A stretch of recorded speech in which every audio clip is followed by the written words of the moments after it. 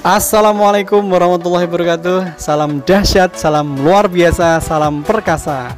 Masih bersama saya dengan Dr. Eko. Pada kesempatan sesi video kali ini kita akan membahas bagaimana pengaruh pellet durability index, di mana pellet durability index ini menjadi salah satu faktor yang harus kita perhatikan dalam rangka untuk memonitor kualitas pakan yang kita pakai.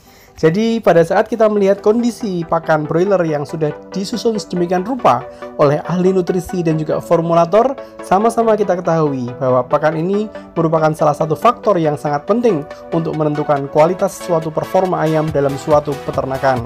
Selain itu juga adanya komposisi yang sesuai dengan aturan dan juga keseimbangannya, tidak hanya sekedar makromolekul namun juga mikromolekul sudah disusun sedemikian rupa terkait dengan kebutuhan karbohidrat, protein, lemak, vitamin, mineral, dan yang lain-lainnya juga harus setimbang.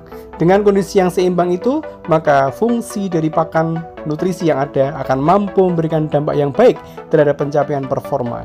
Namun pada titik tertentu, ketika kita melihat kondisi fisiknya mengalami perubahan, di mana pakan akhirnya mabyur, akhirnya gampang rapuh, dan akhirnya berbentuk seperti mesh, seperti tepung, maka kondisi ini akan menyebabkan total jumlah konsumsi yang akan diharapkan tidak sesuai dengan standar yang kita inginkan, sehingga hal ini akan berdampak terhadap total jumlah konsumsi pakan dan pada akhirnya akan berdampak pula terhadap pertumbuhan ayam.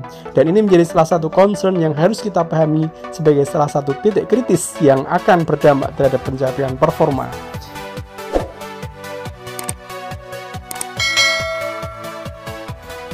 Pada waktu di mana kita memonitor kualitas fisik, kita harus melihat bagaimana pakan ini secara umum tidak akan mempunyai dampak yang negatif apabila kondisi partikelnya tetap utuh, tidak ada perubahan aroma, tidak ada perubahan warna, dan pada titik tertentu tidak ada perubahan kondisi fisik pakan. Sebagaimana kita ketahui, pakan finisher ini adalah salah satu pakan yang mempunyai tingkat energi yang paling tinggi dibandingkan dengan pakan starter ataupun pre-starter. Dan pada kebanyakan kasus yang ada di negara kita, baik pakan starter ataupun finisher ini mempunyai bentuk bersifat pellet, di mana kondisi pellet ini akan mempunyai kelebihan di mana pada saat ayam mengkonsumsi pakan dalam bentuk pellet, maka sejumlah nutrisi beserta dengan keseimbangannya akan lebih terjaga dibandingkan berbentuk mesh. Dan ini menjadi salah satu hal yang harus kita monitor dari waktu ke waktu. Namun pada saat-saat tertentu di mana kita melihat pelletnya ini gampang hancur, gampang mabyur, dan mempunyai kondisi di mana akhirnya pellet ini berubah menjadi bentuknya seperti tepung, maka kita harus waspada terhadap situasi di mana pellet durability index atau PDI itu mengalami penurunan. Ada beberapa faktor yang menyebabkan PDI itu mengalami penurunan.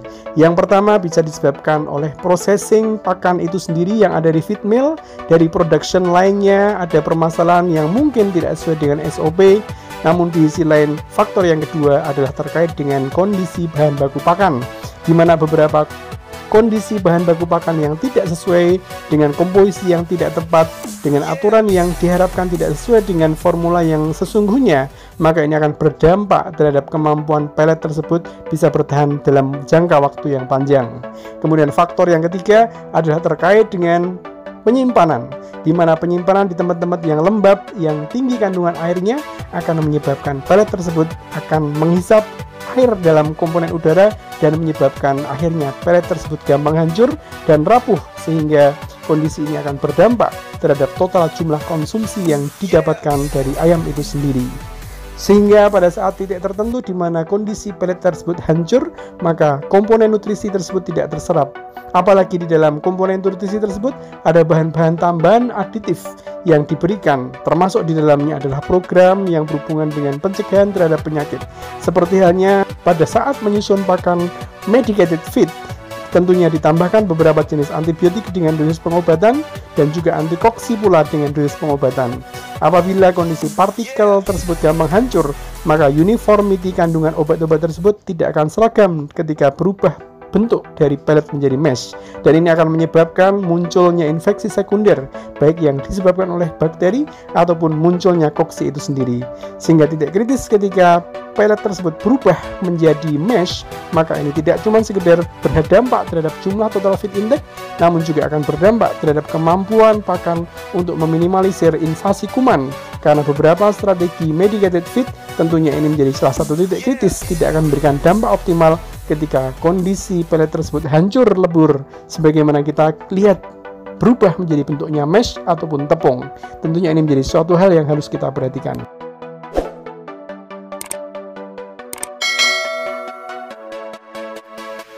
Di sisi lain, dengan hancurnya bentukan pelet tersebut, maka akan semakin banyak energi yang diperlukan untuk mematuk pakan-pakan yang sudah hancur tersebut dibandingkan ketika dia hanya sekali mematuk untuk mendapatkan porsi pakan yang bentuknya pelet.